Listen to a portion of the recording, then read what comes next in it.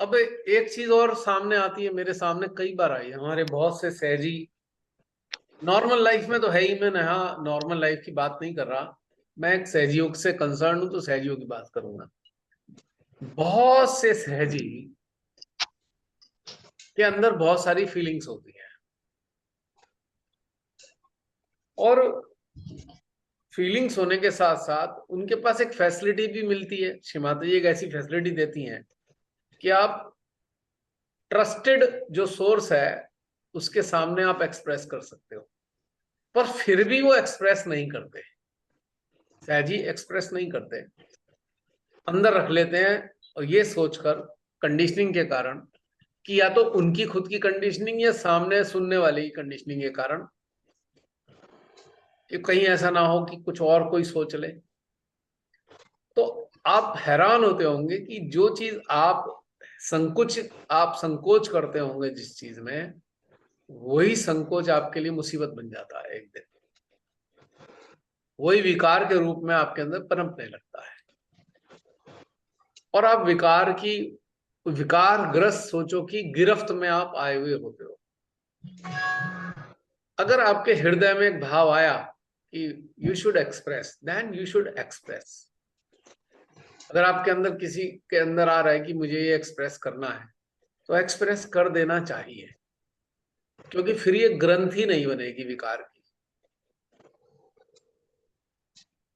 इसीलिए मैंने अक्सर आप सबसे कहा कि भाई जो दिल में आ रहा है लिख दो, और लिखने, पब्लिकली लिखने लायक नहीं है तो किसी भी ट्रस्टेड पर्सन जो आपके जीवन में है उसके सामने एक्सप्रेस कर दो, ताकि वो ग्रंथि ना बने।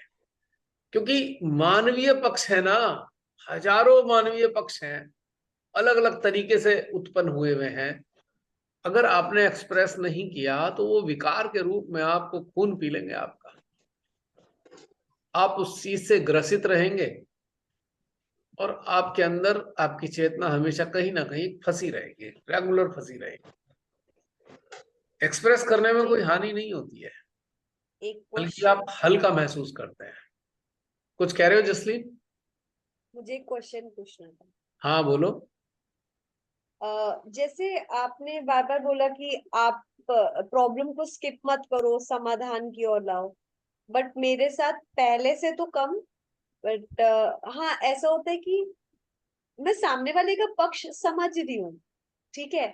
पर उसमें मैं जैसे, पर मुझे मेरी फीलिंग्स भी मेरे लिए इम्पोर्टेंट होती है कि नहीं, यहाँ पे ना थोड़ा सामने वाले को मुझे भी कंसिडर करना चाहिए, ऐसा होता है मेरे साथ। और मैं उसमें समाधान में नहीं आ पाती। वो मतलब पहले से तो सिचुएशन बेटर है, बट मैं बोलूंगा जीरो डाउन हो गई है, वो नहीं हुई। और मैं उस चीज को अभी भी बहुत प्रैक्टिस कर रही हूँ कि कैसे मैं इस चीज को जीरो करूँ। आई डोंट नो, मैं नहीं कर पा रही। और ये और डे अंदर टू डे अफेयर है, डे टू अंदर डे अफेयर का है, कोई बहुत ग्रेव इशू नहीं है। वो वो सारी कंडीशनिंग के कारण होता है, हमारी परवरिश, हमारी कंडीशनिंग, संस्कार, इनके कारण ऐसी चीजें आती हैं, उनका प्रभाव है, इस कारण से समस्या रह रही है। जब वो निष्फल हो जाएंगे, निष्क्रिय हो जाएंगे, तो आप उसके बाद निकल जाओगे इस चीज से, निश्चित रूप से। Thank you. और एक्सप्रेस करने का मतलब ढिंढोरा पीटना भी नहीं है। मैंने कहा ना कि कुछ आपकी चीजें ऐसी होती हैं, आप पब्लिकली आप सबके साथ शेयर कर सकते हो। कुछ चीजें हो सकती हैं कि आप सबके साथ नहीं कर सकते, लेकिन किसी के साथ तो कर सकते हो ना शेयर, जहां पे आप ट्रस्ट करते हो, जिस चीज का विश्वास है। क्योंकि शेयर करना बहुत अच्छी चीज होती है, और वो विकार में परिवर्तित नहीं होता, वरना मुक्त अवस्था नहीं आ पाती, फंसा रहता है इंसान छोटी छोटी चीजों में। बहुत छोटी छोटी चीजें हैं जिसमें फंसा रह गया, एक्सप्रेस नहीं कर पाया। अब जैसे कि मान लीजिए किसी के घर में शादी आ गई। अब शादी का मतलब होता है क्लोज रिलेशन में शादी है, और एक कहीं कहीं कहीं ना कहीं लेन देन का खर्चा भी होता है, लेन देन का करना है, सोशल लेवल पे एक लेन देन भी होता है बहुत सारी चीजों का। अब किसी की आय जो है कम हो चुकी है, रिश्तेदारों में रिश्तेदारियों को ये नहीं पता कि आपकी इनकम घट चुकी है, आपकी इनकम पहले जैसी नहीं है, और लेन देन भी आ गया। अब आपको संकोच आ गया, मैं कैसे स्थिति बताऊं कि मैं तो पहले, रिश्तेदार ये समझते हैं कि आप 15-20 हजार तो खर्च कर दोगे, पर आपकी इनकम बहुत ज्यादा घट चुकी है और ये किसी को पता नहीं है। आपने इसलिए नहीं बताई, क्या बताना इस बात को, लेकिन अब खर्चा आ गया, आप अब संकुचित हो गए, अब कैसे बताऊं मैं, आप बता नहीं पाए। अब पता लगा आपने उधार ले ला के जैसे तैसे खर्चा तो पूरा कर दिया, पर अब आपको मुसीबत आ चुकी है, अब आप परेशानी में फंस चुके हो, आपने उधार ले लिया, लोन चढ़ गया आपके ऊपर। तो यहां पर क्या करना चाहिए, बिना किसी झिझक के आप एक्सप्रेस कर दो कि मेरी अब वो इनकम नहीं है, जो मेरे से संभव होगा मैं कर दूंगा। तो इससे विकार खत्म हो गया, एक ग्रंथि नहीं डेवलप हो पाई आपके अंदर। तो ये बहुत सारी छोटी छोटी चीजें अगर आप गौर करेंगे सुबह से शाम तक में, तो जाने अनजाने में आप बहुत सारी ग्रंथियों का निर्माण कर रहे हैं अज्ञानता में, और वो ग्रंथियां फिर आपको पीड़ा देती हैं, समय समय पर आकर अचानक से फंस जाओगे आप उसके अंदर। तो मैं यहां पर भी इससे बाहर निकलना है। अच्छा, बहुत से सहजी हैं, अपनी क्षमता से ज्यादा खर्चा करने की सोचते लगते हैं, और फिर परिस्थितियों को दोष देते रहते हैं, ये ऐसा हो गया, वहां ऐसा हो गया, वहां ऐसा हो गया। यार भाई प्रथम, अपनी तू चद्दर इस से पे बाहर ना पैर बाहर क्यों पाके फैलाया? ना बैठा, सारा बोल कर। क्यों फैलाया अपनी चद्दर से बाहर पैर? देखा देखी दूसरों की? नहीं नहीं, हम तो अपने बच्चे के लिए करते हैं। अरे भाई, बच्चे के लिए करते हो तो पर चद्दर के बाहर क्यों फैलाया? अब परेशानी में है कि माँ ये क्या हो गया, माँ की आशीर्वाद नहीं मिल रहा, पहले कोई नेगेटिविटी तो नहीं आ गई, अब ये वाली चीजें सोच सोच के परेशान हो रखे हैं। तो जब आप अंदर से जागरूक हो गए ना, तो आपके पास, आपको ये सूक्ष्म समझ भी होगी कि मेरी चद्दर कितनी बड़ी है, उसी के मुताबिक पैर फैलाने हैं। ये बहुत सारी छोटी छोटी चीजें हैं जो हमारे अंदर विकसित हो जाती हैं, पर हम स्किप करने के आदी हैं। नहीं नहीं, स्किप करो, स्किप करो, इसे भी स्किप करो, उसे भी स्किप करो, चिंतन ही नहीं करना। हमने दूसरों की देखा देखी डिसाइड कर लिया अपने बच्चे को तो हमें इंजीनियर बनाना है, अब लग गए हम उस चीज के पीछे। अब हैसियत है नहीं, इतना खर्चा करने की हैसियत नहीं है, पर हमें लगे पड़े हैं, हमें तो इंजीनियर बनाना है, इंजीनियर बनाना है। फिर बड़ी मुसीबत हो रखी अपने जीवन में, हर चीज की तंगी हो गई। इस बीच में पता लगा आय भी कम हो गई, किसी वजह से आय कम हो गई। अब दुखी हुए पड़े हैं, अब क्या करें श्री माता जी, हम तो फंस गए, हमें क्या हो गया, किसका प्रभाव आ गया, ये फला फला ढिकाना फालतू की चीजें। किसने कहा था भाई इतनी बड़ी चद्दर फैलाने की सोचो? अपने ही क्षमता के अंदर करना चाहिए था। तो ये एक समझ नहीं होती। सहजियों में ने देखा है, बड़े परेशानी में फंसे मिलेंगे, ओ बहुत परेशानी आ गई। भाई क्यों आई? क्योंकि आपने खुद इनवाइट किया परेशानी को। 10,000 रुपए खर्च करने की क्षमता थी, 1 लाख खर्च करना चाहते हो तो 100% परेशान तो हो गए। और चमत्कारिक रूप से परेशानी ठीक भी नहीं हो सकती आपकी, कोई संभव ही नहीं है। ईश्वर ने हर मानव के जीवन में एक व्यवस्था दी हुई है, उसकी एक लिमिट है। जैसे होता है ना बैंक में एक व्यापारी होता है, वो फैसिलिटी लेता है, क्रेडिट फैसिलिटी, एक लिमिट बांध देता है बैंक की, भाई 10 लाख का आप 10 लाख आप लेकर खर्च कर सकते हो हमसे। तो भगवान ने एक भी व्यवस्था की हुई है कि भाई ये लिमिट है आपकी, आपको वो लिमिट क्रॉस करने की जरूरत क्या है? आपने अपने हिसाब से खुद ही डिसाइड कर लिया, खुद ही एम्बिशन रखी, और फिर उसको आप अटक गए उसके अंदर, अब परेशान हो आप, अब ये क्या हो गया? किसी ने प्रोजेक्ट में, बड़े व्यापारी ने इतना पैसा लगा दिया प्रोजेक्ट में, अब वो मुसीबत में आ गया, खाने पीने की भी दिक्कत हो गई, और प्रोजेक्ट कामयाब नहीं हुआ, अब फेलियर हो गए। क्यों फेलियर होते ही इस वजह से हैं, आपको मैं बता दूं, over estimation, under estimate, over estimate कर डाला, फेल हो गए प्रोजेक्ट सारे। तो ये जो चीजें हैं उसे भी हम फिर किसी नकारात्मकता से जोड़ देते हैं। भाई सबसे बड़ी नकारात्मकता एक ही है, ओवर एम्बिशियस कैसे हो गए आप? यही तो सबसे बड़ी नकारात्मकता थी। अब उस वाली नकारात्मकता को तो आपने अपना लिया, और जब उसका परिणाम आया तो पता नहीं कौन सी नकारात्मकता को दोष देना शुरू कर दिया, ये मुझे समझ से बाहर है। अब जैसे खाना खाते हैं हम, हमें पता होता है ना हमारे 3 रोटी में पेट भरेगा कि 4 में भरेगा।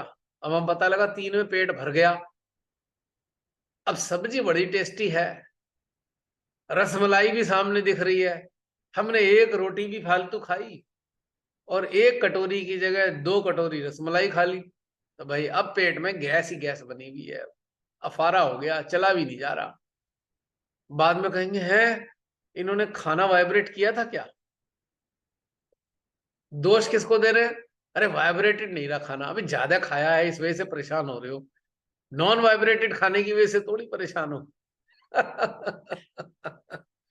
तो ये एक्सक्यूजेस हमारे होते हैं, इसको दे दो उसको दे दो एक्सक्यूज, पर खड़ी कर ली हमने अपनी मुसीबत खुद।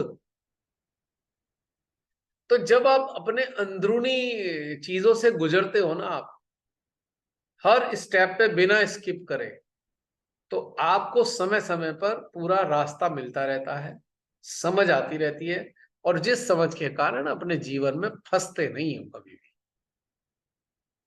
अगर आपकी आय 10,000 रुपए है तो आप 8,000 रुपए खर्च करते हो, 2,000 रुपए बचाते हो कि नहीं हमें 8,000 ही खर्च करने हैं, 2,000 रुपए खर्च नहीं करने फालतू। ये समझ पैदा होती है कि भाई चलो 80% खर्च कर लो, 20% थोड़ा इधर उधर रेनी डेज के लिए छोड़ दो। तो ये छोटी छोटी चीजें जो हम स्किप नहीं करेंगे, तो ये हमें समझदार बना देंगे। समझदार कौन है? साधना के मुताबिक जो छोटी छोटी चीजों को स्किप नहीं करता। अब उसमें कोई कहे विचार आ रहे हैं, विचारों को स्किप करो ना, विचारों को स्किप नहीं करना, उन्हें विटनेस करना है। विटनेस करना है, स्किप नहीं करना, उसे स्किप बिन में नहीं डालना है, विटनेस करना है। आने दो विचारों, कौन से विचार आ रहे हैं उनको देखो। अब कोई ऐसा विचार आपको आया है जो आपको लग रहा है कि आपकी आइडियोलॉजी के मुताबिक ठीक नहीं लग रहा, तो आप देखो उसकी गहराई में जाके देखो ये विचार आ क्यों रहा है।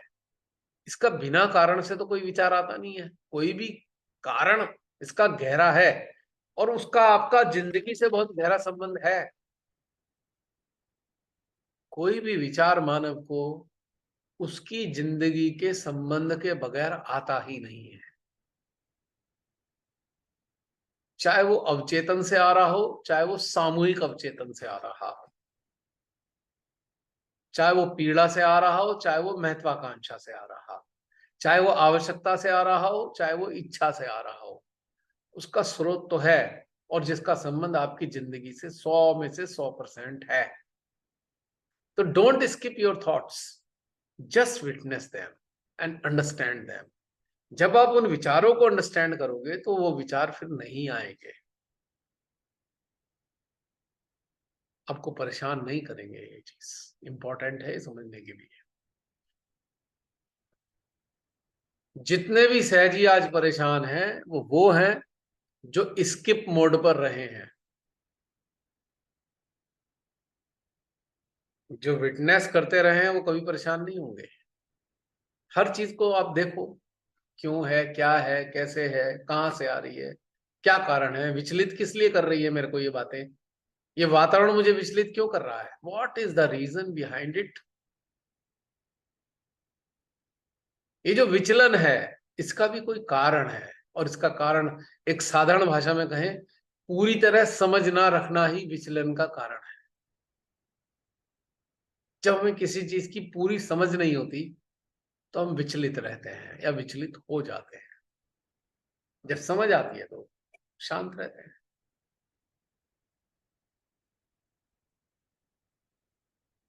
और उसके अंदर गुजरना very important, we have to go through. छोटी छोटी चीजों से गुजरना होगा, तब समाधान की तरफ जाएंगे। अब तब वो माँ के लेक्चर के मुताबिक अवस्था आएगी, एम ही नहीं आ जाएगी, बस कनेक्ट हो गए और आ गई वो अवस्था। बहुत भयंकर वाला भ्रम है ये। हाथ खोले, ये डिश एंटीना खोल लिए दोनों, हा वाइब्रेशन आ रहे हैं, आ रहे हैं, हो गया, चलो किस्सा खत्म हो गया। अब आपका फेलियर शुरू होता है जिंदगी में, हर स्टेप पे फेल होंगे, क्योंकि वाइब्रेशन के चक्कर में फंस गए कि हाँ वाइब्रेशन आ गए, अपने आप को उसमें आपने समझा लिया, हम तो भगवान से जुड़ गए, और हमने skip skip skip skip skip करते चले गए सारी चीजें, अब फंस गए। अब शिमाता ही मुस्कुरा रही है, बेटा स्किप क्यों कर रहा है, वाइब्रेशन तो मैंने इसलिए दिए थे कि इनकी शक्ति तेरे पास रहेगी तो तू स्किप ना करेगा, समाधान में आ जाएगा, समझेगा हर चीज को। तो स्किप वाला बटन दबा रखा है। माँ मुस्कुरा रही है, हंसा कि चल अब भाग के जाएगा, वहां फंस जाएगा, वहां से निकलेगा, वहां फंस जाएगा, उन्हें पता है जगह जगह फंसता ही जाएगा ये। और फिर क्या होगा, हाँ निगेटिविटी निगेटिविटी निगेटिविटी, इसकी निगेटिविटी, उसकी निगेटिविटी, फला की निगेटिविटी, ठिकाने की निगेटिविटी, पोजेशन की निगेटिविटी, भूत प्रेत, फिर से फालतू की बातें सहजी करते हैं, यूजलेस एकदम। अब किसी के अंदर भूत आ भी गया तो क्या हो गया, उसकी अपनी स्किप फाइल थी, उसके कारण आया, अगर वो स्किप ना किया होता तो भूत भी उसके अंदर ना होता, समझने की बात है। जो सहजी ये चिंता करते हैं मेरे अंदर भूत ना आ जाए, तो झांक के देख ले, कोई स्किप तो नहीं करके आ रहे हो कोई चीज। जो स्किपिंग आर्टिकल्स हैं उन्हीं के कारण भूत आते हैं, समझ लेना। क्योंकि भूत बेचारा कह रहा है, अब कोई ऐसा सहजी है जिसने कोई चीज स्किप नहीं करी जीवन की, जो उसके जीवन में आई। मैं ये नहीं कह रहा दूसरों को देख देख के अब उन्हें जीवन में जबरदस्ती घसीट के ले आओ उन चीजों को। तो भूत बेचारा आना चाह रहा है, कह रहा है माँ कैसे आऊं, इसके अंदर तो पैर रखने की जगह नहीं है। कोई चीज छोड़ी होती वहां तो मैं आता, तभी तो मैं भरता उस जगह को। अंदर तक गड्ढा छोड़ा ही नहीं, मैं कहां से आऊं इसके अंदर। तो जितने गड्ढे वाले हैं उनके अंदर भूत आ जाते हैं। अब गड्ढे है ही नहीं तो कहां से आएंगे, उनको तो जगह ही नहीं मिल रही पैर रखने की।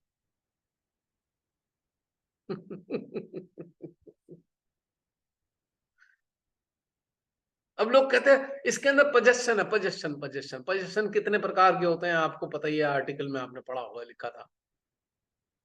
अब पजेशन भूत के अलावा सोल वाले पजेशन की बात नहीं कर रहा मैं, एक शरीर में दूसरी आत्मा आ गई, मैं उसकी बात नहीं कर रहा। 99.9% जो पोजेशन है वो बिना भूत वाले पोजेशन होते हैं, जिसमें आत्मा नहीं आई हुई होती। वो पोजेशन है किस चीज के, पोजेशन है स्किप्ड आर्टिकल्स के, जो स्किप करके आए हो आप, उन्हीं के पोजेशन है। उन्हीं के थॉट में ही तो फंसे हो आप, उन्हीं के, उनकी चीजों की पूर्ति न होने के कारण विकृति आ गई है अंदर, डिस्टॉर्शन आ रहा है। डिस्टॉर्शन ही तो आपको पीड़ित कर रहा है, वही तो पोजेशन है आपको जो स्किप किया है। चाहे पेरेंट्स ने बचपन में अपनी नासमझी के कारण बच्चों को स्किप करा दिया, चाहे आपने स्वेच्छा से स्किप किया, जो छोड़ा है उसी के कारण पजस हो, उसी का पोजेशन है आपकी चेतना पे, किसी और का पोजेशन नहीं है। तो इसका सॉल्यूशन क्या है, अरे वर्तमान में जो आ रहा है उसे जी के देख लो, पोजेशन नहीं आएगा, समाधान आ जाएगा। क्योंकि जिंदगी के मानव जीवन के हर पक्ष में समाधान लाना था, समाधान लाने की जगह हमने स्किप किया, वहीं से पजस हो रखे हैं हम। अब सवाल ये उठता है साइकोसोमैटिक डिसऑर्डर है क्या, अब आपको समझ में आ गया होगा, यही तो डिसऑर्डर है जो स्किप करके आए हो।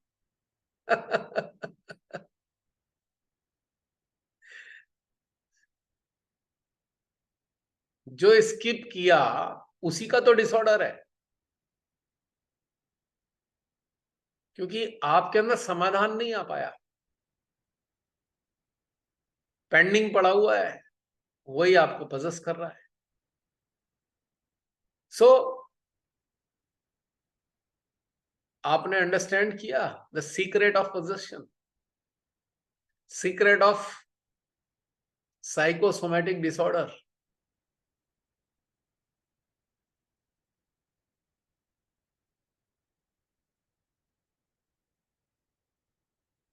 छोटी छोटी बातें अब बड़े बड़े प्रभाव। सो अंडरस्टैंड, अब जहां आज तक जो भी हुआ जैसे हुआ, आज के बाद से अगर आप ये धारण कर लेंगे हमें किसी चीज को स्किप नहीं करना, तो निश्चित रूप से आप बहुत सामान्य, आनंददायी, संतुलित, शांत और जॉयस लाइफ जियोगे। हर स्टेप पे छोटी छोटी चीजों से बात होती है, बड़ी बड़ी चीजों की जरूरत नहीं है। अब एक सबसे बड़ी समस्या क्या है कि जो क्लोज रिलेशन है ना, सबसे ज्यादा मनुष्य की अज्ञानता क्लोज रिलेशंस को लेकर होती है। जो भी मनुष्य है अपने क्लोज रिलेशन से सारी उम्मीदें लगा बैठता है, और यहां तक कि वो ये भी लगा के बैठ जाता है कि वो अपने आप समझ जाए। ये सबसे बड़ी भारी समस्या है। समझे नहीं? वे कहां से समझे? नहीं समझे तो बता दो ना, बताने से नाक कटेगी, अपने आप समझना होगा, और अपने आप समझ में आ नहीं रहा, हो गया झगड़ा शुरू। इतने साल हो गए अभी तक समझ नहीं आया, नहीं आया, बता दो, क्या बिगड़ जाएगा? क्या इज्जत बेइज्जती हो जाएगी? ना, ये तो एक ऐसा पजल कॉन्टेस्ट हो गया है कि भैया अपने आप ही समझना पड़ेगा, वरना हम बुरा मान के बैठ जाएंगे। कितनी कॉमन प्रॉब्लम है ये, जगह जगह घर घर में ये समस्या है। ये भी समझने का कोई कष्ट नहीं कर रहा साथ वाला कि भाई नहीं उसको समझ में आया तो शब्दों में बता दो, जस्ट एक्सप्रेस। नहीं, अपने आप ही समझना होगा। तो ये एक एक इशू बन गया, जगह जगह ये समस्या। भैया शब्दों को बोलते हुए कष्ट हो रहा है, कागज पे लिख दो, कोई समस्या नहीं है ना जी, वो भी नहीं करना हमें। तो यहाँ पे एक डिसऑर्डर तैयार हो गया, और इतनी सी बात का इतना बड़ा इशू बन गया। जी 20 साल हो गए साथ रहते हुए, अभी तक नहीं समझे। मेरे ऐसा इंसान कहेगा भैया 200 साल में भी समझ में नहीं आने का, बता दो, बहुत सारे पक्ष है वहां रख के। 20 साल तो छोड़ो, 200 साल में भी नहीं समझ में आने की, इतने सारे पक्ष होते हैं मन स्थिति के। बेटर है एक्सप्रेस करना सीख जाए हम, वी कीप ऑन एक्सप्रेसिंग, तो बहुत सारी समस्याओं का अंत हो जाता है। कम से कम कोई गांठ बन के कोई फोड़ा तो नहीं बनेगा हमारी चेतना में। और जब फोड़ा बन जाता है फिर वो रिश्ता है, उसकी रिसन बड़ी गंदी होती है, खुद को ही पीड़ा देती है, दूसरे को भी पीड़ा देती है वो रिसन। और आज पूरे के पूरे परिवार के परिवार इस रिसन से ही तो एक दूसरे को तकलीफ दे रहे हैं। आज जगह जगह अशांति है, घर घर में अशांति फैली हुई है। अब किस बात पे शांति है? आपको हंसी आ जाएगी देख के, अरे क्या यार छोटी छोटी बातों पे इतनी अशांति फैला रखी है। क्योंकि वो अशांति रिसन के कारण है। वो जो फोड़ा रिस रहा है उसका असर दूसरों पे भी हो रहा है, खुद पे भी हो रहा है। तो साधना के बहुत सारे पहलू हैं। मात्र आंख बंद करके हाथ खोलकर बैठकर मां के सामने वाइब्रेशन लेना, उससे खाली काम नहीं चलने वाला। We have to go through each and every phase of human aspect, और फिर उन्हें अंडरस्टैंड करना है। थोड़ा कॉम्प्लिकेटेड सा नहीं हो गया? कुछ लग रहा है ऐसा, कुछ कठिन सा लग रहा है? अरे भगवान सहजयोग था ये सहजयोग इतना दूरू कैसे हो गया? ऐसा नहीं लग रहा? हम्म। नो योरसेल्फ, ये वो है। हाँ, माँ ने एक सेंटेंस बोल दिया था, know your self, know your self, Right, 3 शब्द थे right. खाली ये। इन 3 शब्दों ने तो मुसीबत खड़ी कर दी, है ना। लेकिन अगर मैंने आपको जो एक आइडिया दिया कि छोटे छोटे एस्पेक्ट्स को स्किप मत करो, तो एक दिन आएगा आप वाकई अपने को जान जाओगे, और आप फिर यही सारी बातें बोल रहे होंगे जानने के बाद में कि डोंट स्किप। नहीं, अब एक सर्जन जो होता है ना, पेट खोले पड़ा है, किसी पेशेंट का पेट खोल रखा है, पूरा पूरा सामान बिखरा पड़ा है अंदर का, सारी चीजें सर्जरी करनी है उसे, 7 की 7 लेयर काटी हुई है, अंदर कुछ करेक्शन भी करना है, नहीं, और उसके बाद उसे वापस ठीक ठाक सी सा के भी रखना है। अगर एक सिस्टम ना बनाए वो, अगर सर्जन अगर सिस्टम ना बनाए, तो पता नहीं कितनी चीजें गड़बड़ हो जाएंगी। एक एक एस्पेक्ट को उसे ध्यान देना होता है, पेट खोलने के लेकर करेक्ट करने के बाद बंद करने तक कितने सारे पहलुओं का ध्यान रखना पड़ता है एक सर्जन को, तब जाकर ऑपरेशन सक्सेसफुल होता है और पेशेंट को आराम मिलता है। तो हमें भी एक सर्जन की तरह अपने जीवन के जो पहलू हैं उनका डाइसेक्शन कर कर देखना होगा, कहाँ पे फॉल्ट है, करेक्शन कहाँ करना है, और फिर उसे दोबारा बंद कर करा के फिर आगे चलना पड़ेगा सर्जन की तरह। तो आप समझ जाओगे कि आपके जीवन में एक सही सर्जरी हो रखी है जिससे आराम मिल रहा है। अब कोई कहेगा कैसे करें यार, पता कैसे चलेगा? पेन से मन में किस चीज का पेन आ गया, बस उसी की सर्जरी होनी है। भाई शरीर में अगर दर्द ना हो तो भाई कोई करेक्शन भी नहीं हो सकता। भाई डॉक्टर के पास जाके पेशेंट क्या बताएगा? बिना दर्द के तो कुछ कहेगा नहीं वो, कि दर्द हो रहा है तभी तो जाएगा। फिर उसके टेस्ट वेस्ट होंगे दुनिया भर के, तो उसके बाद पता लगेगा इसे ये प्रॉब्लम है, फिर उसके बाद सर्जरी होगी। तो ऐसे ही हमारे जीवन के किसी पहलू में हमारे मन में दर्द हो गया, तो समझ जाना सर्जरी करनी पड़ेगी उसकी। देखो कहां से आ रहा है दर्द, क्या कारण है, खोल खाल के देखो जरा अपना वो वाला आर्टिकल। फिर सारी समस्या का हल हो जाएगा। छोड़ दिया तो गड़बड़ हो जाएगी। अगर दर्द जो छोड़ देता है, जो पेशेंट दर्द को इग्नोर करने लगता है, तो फिर वो बहुत गंभीर रोग में परिवर्तित हो जाता है। अगर दर्द हुआ डॉक्टर के पास जाके बता दे, तो उसका इनिशियल स्टेजेस में इलाज हो जाता है, फिर वो लाइलाज बन जाता है धीरे धीरे। अगर वो छोड़ दे की आदत डाल दी तो बीमारी लाइलाज हो जाती है। इसी प्रकार से जब हमारे मन के किसी कोने में दर्द हो जाए, तो बस थोड़ा खोलना खालना शुरू करो, ऑपरेशन करके देखो उसका कहाँ पे क्या प्रॉब्लम है, उसको वहीं दूर करो, तो समस्या खत्म।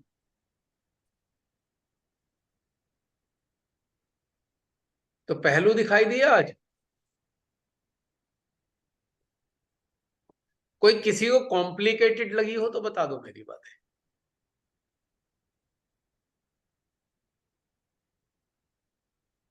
बताओ किसी को कॉम्प्लिकेटेड लगी हो तो, कोई चीज समझ ना आई हो तो। वैसे तो मेरे को तो कुछ ज्यादा ज्ञान व्यान है नहीं, मैं तो सीधी सरल भाषा का इस्तेमाल करता हूँ। विद्वान हूं नहीं जो मैंने पढ़ा लिखा हो कुछ इतनी अच्छी अच्छी बातें बोलूं। तो डे टू डे लाइफ की जो चीजें हैं वही मुझे आती हैं, वही मैंने शेयर की है आप लोगों के साथ में। है कोई ऐसी चीज जो छूट गई हो, जो समझ ना आ रही हो किसी को?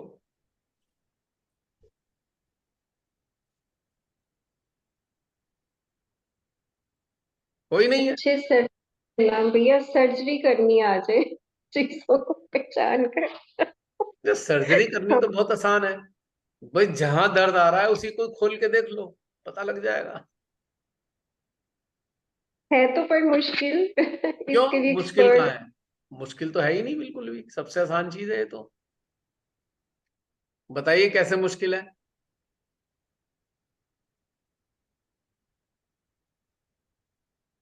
बताइए।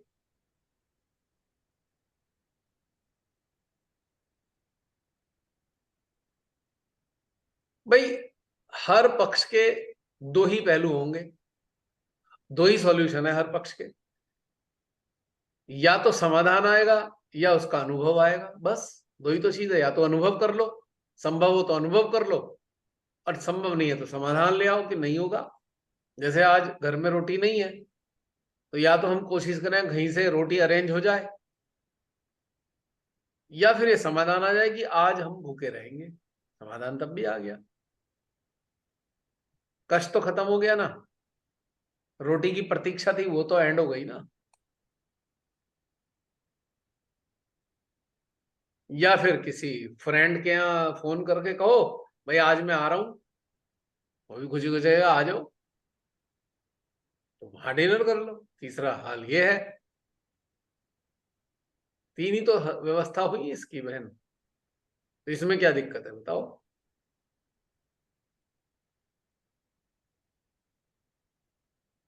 क्यों बहन बताओ, कोई दिक्कत है इसमें?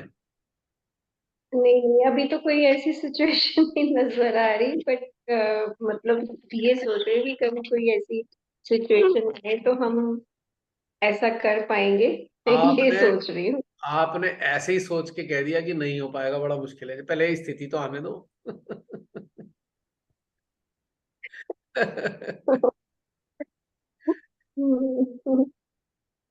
हाँ। ये हमें अपने आप से सोच के थोड़ी परेशानी महसूस करनी है।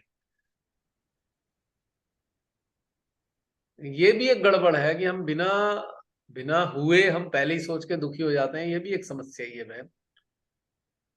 तो यहाँ इसका भी एक सर्जरी है। ये क्यों आई है?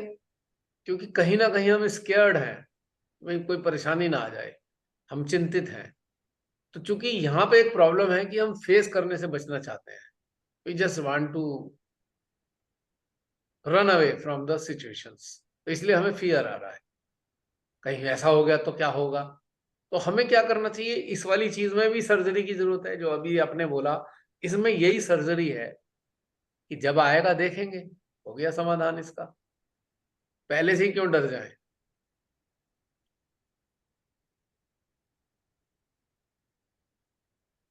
बताइए। तो ये भी एक चीज है, ये भी एक परेशान करती है हमारे सोसाइटी में, या हमारे साधकों को पहले से ही डिसाइड कर लेते हैं, सोच लेते हैं ऐसा हो गया तो क्या करेंगे। क्या सोचना जब तक नहीं हुआ तो। क्योंकि ये भी एक फियर के कारण हम ऐसा सोच रहे हैं। यहाँ पे भी हमें घुस कर देखना है कि फियर किस चीज का है। फियर किस चीज का है? हम सामना नहीं करना चाहते। सामना क्यों नहीं करना चाहते हम? क्योंकि हम स्वीकार नहीं कर रहे। स्वीकार क्यों नहीं कर रहे? क्योंकि हमारे अंदर एक इच्छा है कि हर चीज अच्छी हो। तो ये इच्छा है क्यों? क्योंकि हम सत्य से परे हैं। हमने सत्य देखा नहीं। और सत्य के दोनों पक्ष हैं, एक नकारात्मक है, एक सकारात्मक है। सत्य के दो पक्ष जरूर होते हैं, याद रखिएगा। सत्य का एक पक्ष कभी नहीं होता, दोनों ही पक्ष लेके आता है सत्य। एक नकारात्मक, एक सकारात्मक। सकारात्मक पक्ष सत्य का क्या है? ताकत देता है। नकारात्मक पक्ष क्या है? कि साहस नहीं होता इसे स्वीकार करने का।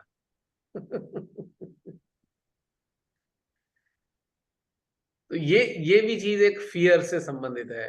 अब हो गया ना इसका बहन, इसका इलाज भी, इसका हो गया ना ऑपरेशन इस बात का, जो भी आपके सामने प्रकट हुई। तह में जाना होगा, तह में, फिर आपका सॉल्यूशन हो जाएगा।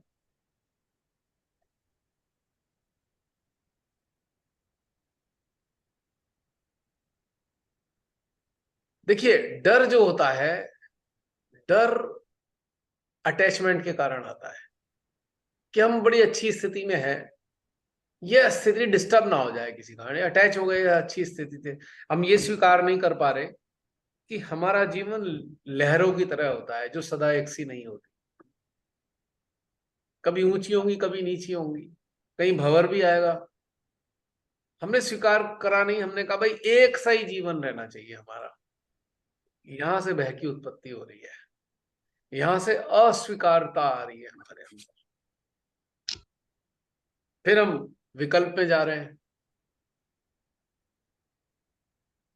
विकल्प क्या है? भगवान जी भगवान जी भगवान जी, हमारा जीवन अच्छा चलता रहे, इसमें कोई विघ्न ना है। अब ये विकल्प आ गया हमारे पास, नहीं? अब आपको एक ताज्जुब होगा कि विकल्प जो है,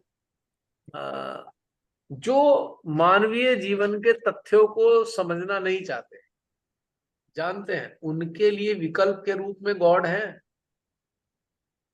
उनके लिए गॉड विकल्प कैसे बन गए कि भाई भगवान सब चीज ठीक कर देते हैं, ये विकल्प है। और सच्चाई ये है कि ना तो वो ठीक करते ना वो खराब करते।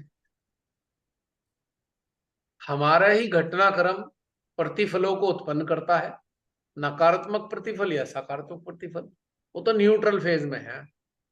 पर चूंकि हमने एक विकल्प के रूप में भगवान भगवान ठीक कर देना, भगवान ने कहा भाई मैं तो ना इसमें ना उसमें, ना मैं पक्ष में हूं ना विपक्ष में हूं, पर फिर भी हमने एक विकल्प तैयार कर लिया। और फिर एक और विकल्प आया भगवान का, भाई आप पूजा करेंगे भगवान की, अब पूजा भी एक विकल्प है। आरती उतारेंगे, ये भी एक विकल्प है। अब भगवान का ध्यान करेंगे, ये भी एक विकल्प है।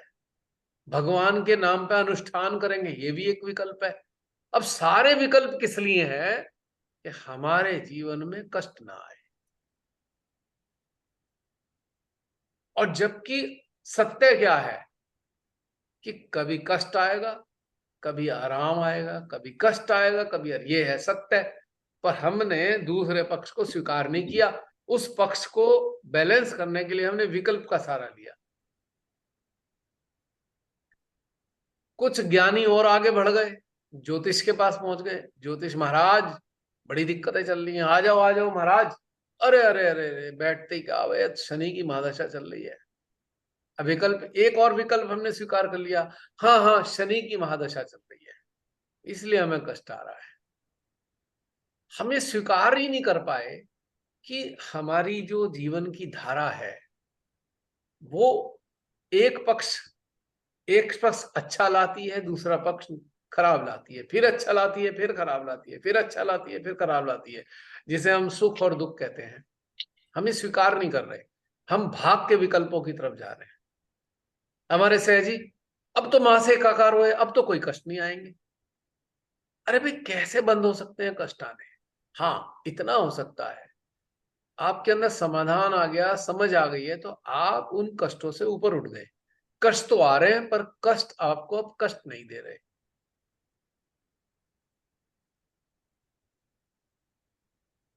पर भगवान एक विकल्प है हमारे समाज में।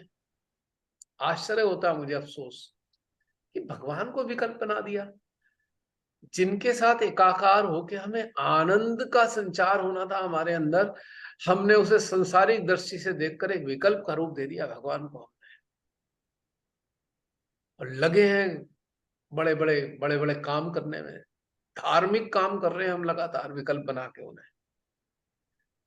कोई कहेगा भगवान जी हम तो तेरे दरवाजे तक आएंगे और हम लेट लेट कर आएंगे। मैंने देखा है बहुत से लोग लेट लेट के जाते हैं, कांवड़ के दिनों में देखा, गिनेंगे भैया, एक इतने हो गए, 1,000 स्टेप हो गए, 2,000 स्टेप हो गए, लेट लेट के जाएंगे। बार बार खड़े होंगे, फिर लेटेंगे, फिर खड़े होंगे, फिर लेटेंगे, और ये ऋषिकेश तक जाएंगे, नीलकंठ तक जाएंगे।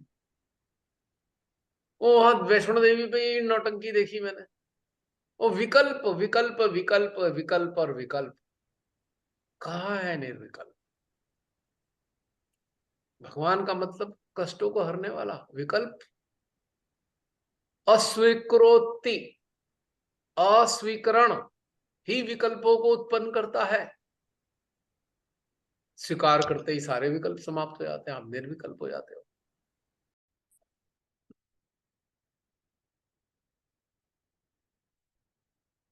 थोड़ा शॉकिंग है ना, भगवान विकल्प है।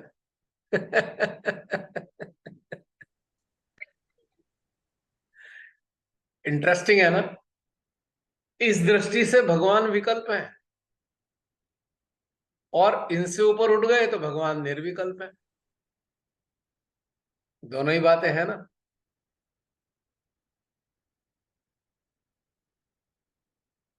अगर आप सूक्ष्म समझ के साथ मानवीय हर पक्ष को समझते हुए चल रहे हैं,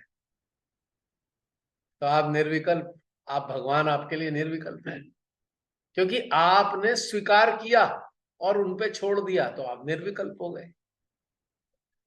आप संसार की परेशानियों से बचने के लिए भगवान को विकल्प बना रहे हो कि भगवान से जुड़ जाऊं तो मेरे सारे कष्ट खत्म हो जाएं। अप्रत्यक्ष रूप में कष्ट दूर हो जाएंगे, क्योंकि घटनाक्रम तो घटित होता रहेगा कष्टों वाला, पर आपकी समझ विकसित हो जाएगी, तो वो कष्ट आपको कष्टकारी नहीं लगेंगे। आप साक्षी में स्थित हो जाओगे, आप उनको सामान्य जीवन की तरह देखते रहोगे कि हाँ, ये भी एक पक्ष है, ये भी होता है।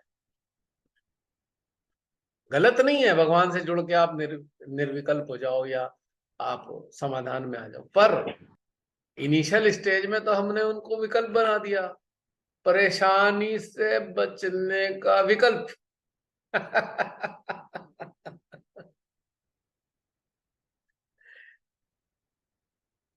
मंदिर में जाएंगे, झाड़ू खुद लगाएंगे, भैया सेवा कर रहे हैं, भगवान की सेवा कर रहे हैं। अच्छा, क्योंकि अंदर तो झंझट चल रही है यार, ये एक ऑर्डर फंस गया है, निकल नहीं रहा ऑर्डर, माल भी भेज दिया, पेमेंट नहीं आ रहा। भगवान जी बहुत सेवा करूंगा, मैं झाड़ू लगाऊंगा खुद ही, बड़ा सेठ हूं पर झाड़ू लगाऊंगा मैं बिल्कुल एक मजदूर की तरह। तुम प्रसन्न होकर क्या पता मेरा ऑर्डर निकलवा दो। विकल्प भगवान हो गए, सेवा विकल्प हो गई। एक अजीब बात बताऊं भैया, जी बहन। मैंने किसी बड़े सहयोगी को रियलाइजेशन देने का कारण, मतलब उसने अपने मुंह से बताया था कि हम मतलब जो मर्जी कर ले, कोई गलत काम भी कर ले, रियलाइजेशन देते हैं तो सारे पाप धुल जाते हैं, वाह वाह इसलिए वाह, यूज क्या करते बात है। हैं। आपकी बात से याद आ गया, बहुत बड़े कोई बहुत बड़े सहयोगी, इतनी मूर्खतापूर्ण सोच, आश्चर्य है। महान, आपकी बात से भी याद आ गया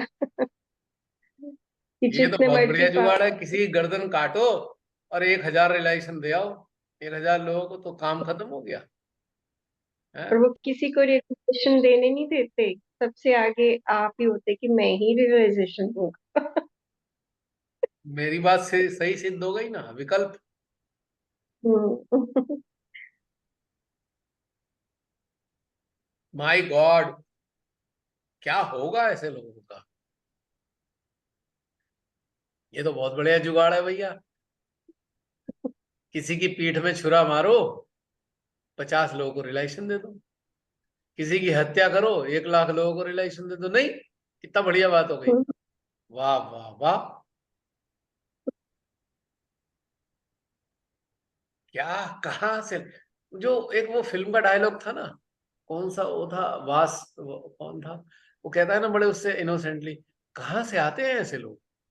मैं भी यही सोच रहा हूँ, कहाँ से उत्पन्न हो गए ऐसे लोग, ऐसी सोच वाले हैं। श्री माता के चरणों में होकर भी ऐसा सोच सकता है कोई। वाह वाह वाह, कौन से नर्क से आए हैं ऐसे लोग जो ऐसी सोच रखते हैं। हद है यार, बिल्कुल ही।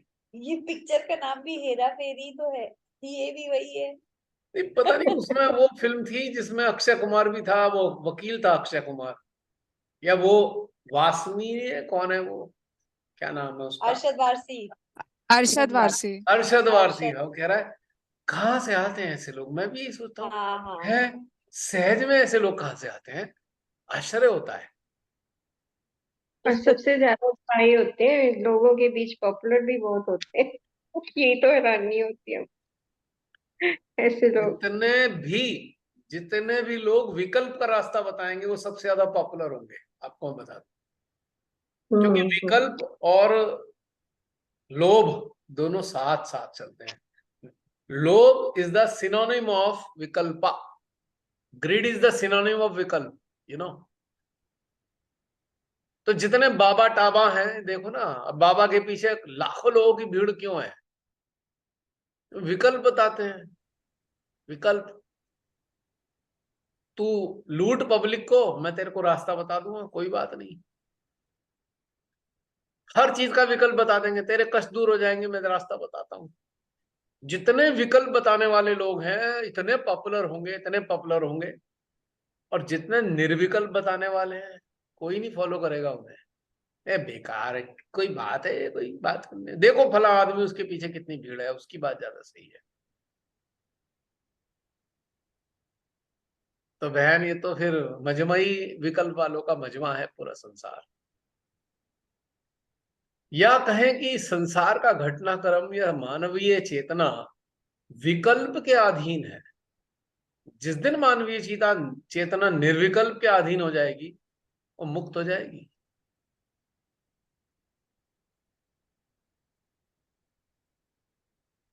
ये तो अपने बड़ा साथ चिप है। अपने साथ भीड़ को चिपकाए रखते हैं, ये पता नहीं क्या टैलेंट है उनके अंदर।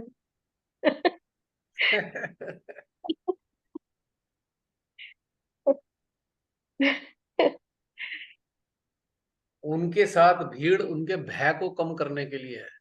भीड़ जहां है वहां भय का संबंध है। जहां भीड़ है, किसके साथ भीड़ है? जिसके साथ भय जुड़ा हुआ है उसके साथ भीड़ मिलेगी। जिसके साथ निर्भयता होगी वहां भीड़ भाड़ नहीं होगी। क्योंकि जो निर्भय होंगे वो भीड़ क्यों लगाएंगे? आप सोचो ना, भीड़ ही भयभीत लोगों की होती है। निर्भय लोगों की कहीं भीड़ देखी आपने? अकेले ही होते हैं वो तो। हाँ बिल्कुल। अगर किसी को आवाज भी उठानी होती है तो वो पहले देखेंगे कि 5 लोग मेरे साथ चले, मैं अकेला नहीं बोलूं, सपोर्ट एग्जैक्टली, में कुछ आए। एग्जैक्टली। भयभीत है ना, विश्वास नहीं है ना अपने ऊपर। और विश्वास क्यों नहीं है? उल्टे काम कर रखे हैं ना। सही काम किए होते तो विश्वास होता। जितने उल्टे काम वाले लोग होंगे उन्हें भीड़ चाहिए। अब जैसे हमारे कुछ ऐसे लोग भी सोचते हैं, यार कुछ ऐसा कर जा, मरने के बाद तेरे चार कंधा देने वाले बहुत सारे लोग हों। यार मरने के बाद की भी टेंशन है तेरे को जीवित रहते हुए भी, कि मरने के बाद चार लोग उठाएंगे या भीड़ होएगी नहीं होएगी। उन्हें ये टेंशन है कि भीड़ होनी चाहिए। मैंने कहा जी कैसे? जी अब किसी के मरे हुए जाएंगे तो हमारे मरे में कोई आएगा है? मरने के बाद भी ये सोच रहे हो कि मरने के बाद भी भीड़ मिल चाहिए हमें? वाह भाई वाह, कमाल है। तो बहुत से लोग किसी की मौत में जाते ही इसलिए हैं कि हमारे आ जाए कोई मरने के बाद। बताओ। अब मानवीय पक्ष है वो तो मैं मानता हूं, चलो भाई किसी की मृत्यु हो गई, मानवीय पक्ष है, हमें शामिल होने का दिल करेगा। पर बहुत से लोग तो ये सोच के जाते हैं कि भाई हम जिसके जाएंगे तब हमारे कोई आएगा।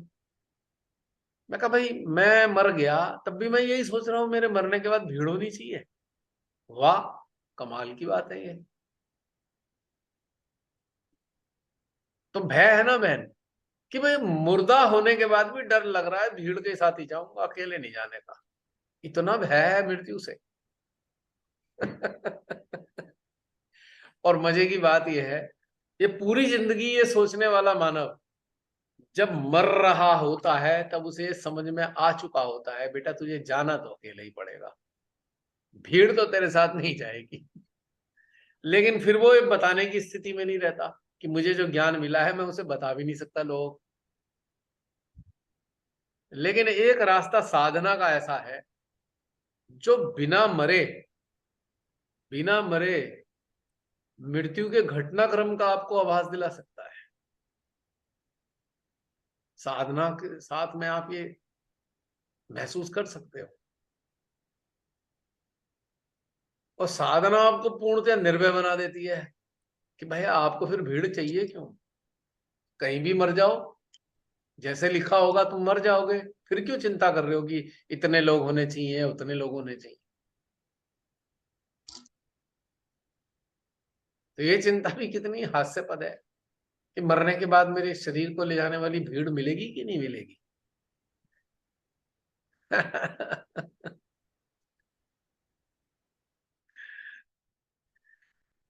तो आज का घटनाक्रम कैसा रहा आपका? आज जिन बातों के सामने आई हैं बातें, what do you feel about that?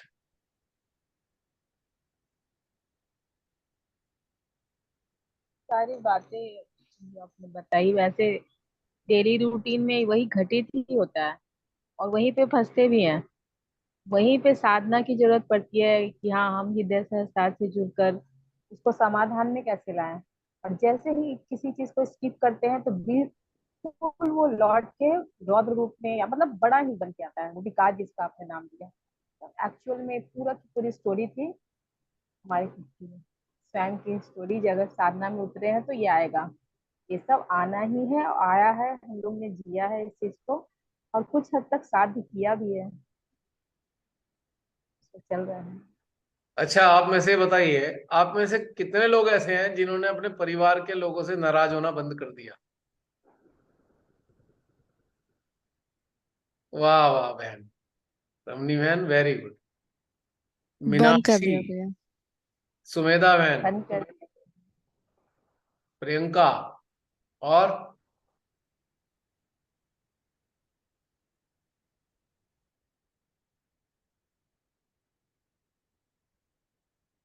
Prachi. भैया, भैया थोड़ी देर के लिए आ जाता है लेकिन फिर कैरी नहीं करता है, तो मैं ऐसे श्योर नहीं हूँ। श्योर नहीं हो? कुछ चीजें लगती है बुरी, लेकिन फिर काउंसलिंग करके हटाना पड़ता है।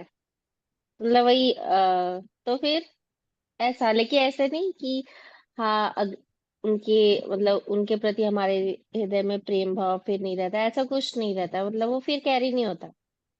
बट आने वाला ना ऐसे रह रह के आ जाता है, तो आ हाँ, फील नहीं रहता है कुछ भी, आप उसके बाद वो सोचते नहीं हो, बस उस टाइम वो कुछ हुआ, फिर आपने जैसे कहा स्किप नहीं किया तो घटित आराम से सूझबूझ के द्वारा वो सब निकाल देते हैं, निकल जाता है। अब कभी सराउंडिंग में जितना परिवार के होगा। सदस्यों के साथ नाराजगी आए तो जरा स्किप मत करना, अंदर घुस के देखना भाई नाराजगी आ क्यों रही है। कि हमारी नासमझी है नाराजगी के पीछे? क्या हम दूसरे को आरोपित तो कर रहे हैं? कहीं वो आरोपित करना हमारी नासमझी तो नहीं?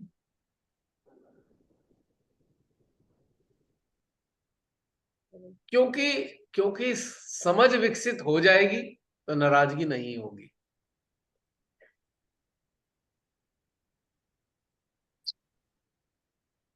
समझ गई अब बात। जैसे कोई बेचारा, एक उदाहरण दूंगा, बड़ा मजा आएगा। अब मान लो बेचारा कोई तोतला है, अब उससे हम कहे सही बोल तो कैसे बोलेगा, वो तो तोतला है। अब इससे भी नाराज हो गए हम, बताओ ये कोई बात हुई भला? क्योंकि हमें समझ नहीं आ रहा कि ये तोतला है, और हम लगा के बैठे हैं आशा की भैया सही बोल, उच्चारण सही कर, पर वो तो तोतला है। क्या ये समझ आती है हमें सराउंडिंग में? हाँ, बहुत एग्जैक्ट एग्जांपल दिया है। सही है, हैं? याद रहेगा ये। हम लोग क्या कर रहे हैं, तोतले से सही उच्चारण की उम्मीद करे बैठे हैं। तो भाई समझ लो कि नहीं बोल पाएगा तोतला इंसान, कैसे सही उच्चारण करेगा? ये समझ विकसित करनी है। तो फिर देखो, कुछ भी बुरा नहीं लगेगा, सब बढ़िया ही लगेगा, सब अच्छा लगेगा। देखो, प्रयास करना। और मुझे उम्मीद है अगले हफ्ते आप लोग ये कह रहे होंगे, हाँ हमने प्रयास किया, हमें मजा आया इस प्रयास में, और अच्छा भी लगा, शांति भी आई, ये समझ आ गई ये चीज। अब तोप का मुंह परिवार के सदस्यों की तरफ नहीं है हमारा, हमने तोप ही हटा दी। पहले तोप की नाल परिवार के सदस्यों की तरफ रहती थी, ऐसे ऐसे ऐसे ऐसे ऐसे है। अब हटा दी हमने, खत्म करी। ये तोप ही नहीं है, अब ना उसका मुंह है ना उसका तोप है, खत्म हो गई, समाधान आ गया।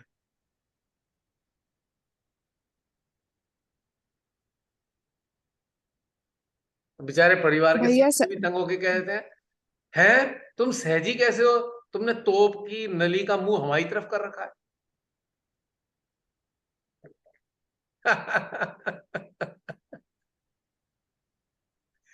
जरूरत ही रह कहाँ रह गई अब तोप की, और तोप की नली की कहाँ जरूरत रह गई अब तोप ही रखनी है तो ग्लोबल जो बुराइयां हैं उनके लिए रखो, क्या अपने सराउंडिंग में जो लोग हैं उनके लिए आप तोप रखोगे? क्या करना है उनका?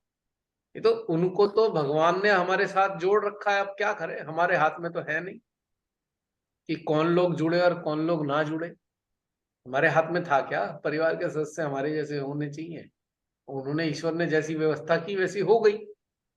अब हम ईश्वर की व्यवस्था को चैलेंज कर रहे हैं क्या? Try to understand. क्या ईश्वर की व्यवस्था के लिए हम अस्वीकरण अपने अंदर रखे हुए हैं? तो नीड नहीं है।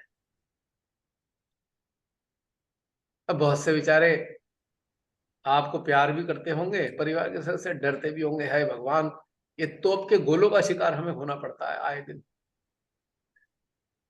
कम से कम तोप हटा दो, उन्हें तो राहत हो जाएगी।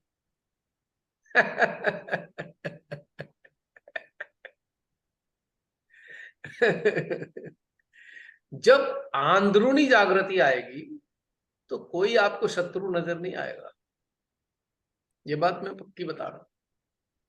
हाँ, समाज के शत्रु हो सकते हैं बहुत सारे लोग, उनके लिए हमें काम करना है, पर व्यक्तिगत हमारे जीवन का हमारा कोई शत्रु है ही नहीं है, एक्चुअली है ही नहीं। हमारी नासमझी ही हमारी शत्रु रही है।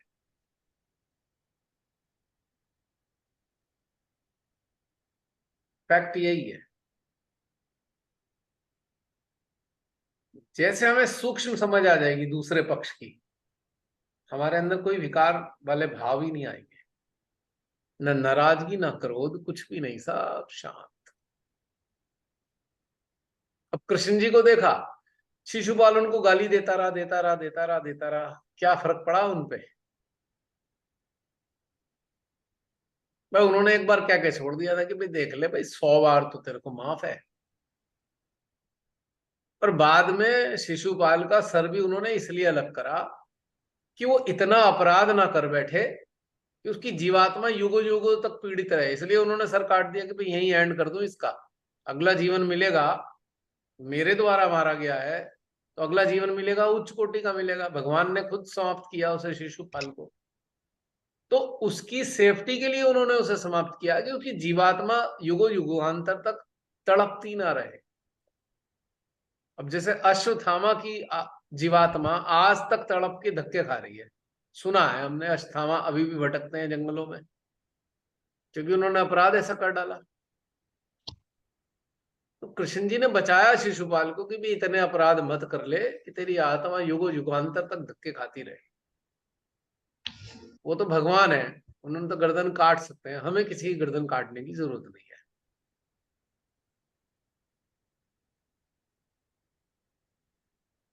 शुरुआती दौर में ऐसा लगता है हमको, लेकिन चेतना का स्तर जैसे जैसे उन्नत होता जाता है ना, आप शांत दर शांत हो जाते हो, कुछ रहता ही नहीं है। क्यों प्रियंका, महसूस करती हो? बिल्कुल। किसी के प्रति कोई इफेंड बट और के विकार विकार नहीं रहता, खाली। कोई भी, जैसे इस टाइम में वो वाली चीज खत्म हो गई है कि जो निगेटिविटी है वो कहीं से नहीं आती। ये पहले पहले ये वाला चरण क्रॉस करने के बाद ये पता चलता है कि उसी तरह से कोई शत्रु भी नहीं है।